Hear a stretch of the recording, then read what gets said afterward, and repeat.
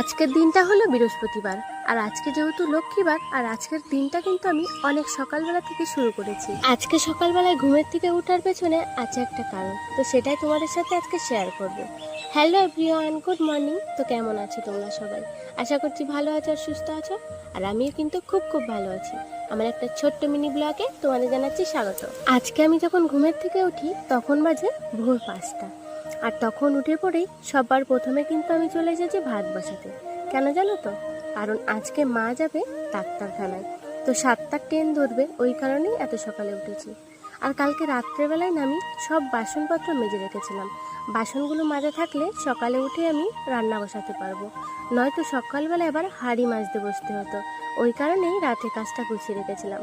আর সকালে সমস্ত কাজ ফেলে আলু সেদ্ধ আর পেঁপে সেদ্ধ দিয়ে ভাতটা বসিয়ে দিয়েছিলাম।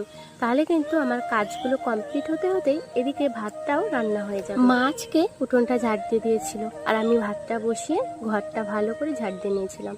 তারপরে দৌড়ে জল দিয়েছি, পথে জল দিয়েছি, আর আমাদের মেন ঘটের দুয়ারটা ভালো করে ধুয়ে মাকে খাবার দেওয়ার পর মা যখন ডাক্তারের কাছে চলে গিয়েছিল তখন জামা কাপড়গুলো ভিজিয়ে রেখেছিলাম। ভেবেছিলাম একটুখানি বসার পরে আর কি ধুয়ে দেবো। তারপরে কিন্তু প্রচণ্ড বৃষ্টি চলে এসেছিল। ওইদিকে আবার আমার উনুনটা নেপা বাকি ছিল, তো ওই বৃষ্টির মধ্যে আমি উনুনটা সুন্দরভাবে নেপে নিয়েছিলাম। কি জানো তো, রাত্রেবেলায় যদি বাসন শুধু মেজে রাখা যায় না, সকালবেলায় মনে হয় কাজের পরিমাণটা অনেক কম, অনেক হালকা লাগে। তো অনেকটা বেলা হয়ে যাওয়ার পরে খাওয়া দাওয়াটা আমরা কমপ্লিট করে নিয়েছি। তখন কিন্তু বৃষ্টির পরিমাণটা একটু কম ছিল, ওই কারণেই আর কি তখন আমি বাসনপত্রগুলো মেজে নিয়েছিলাম।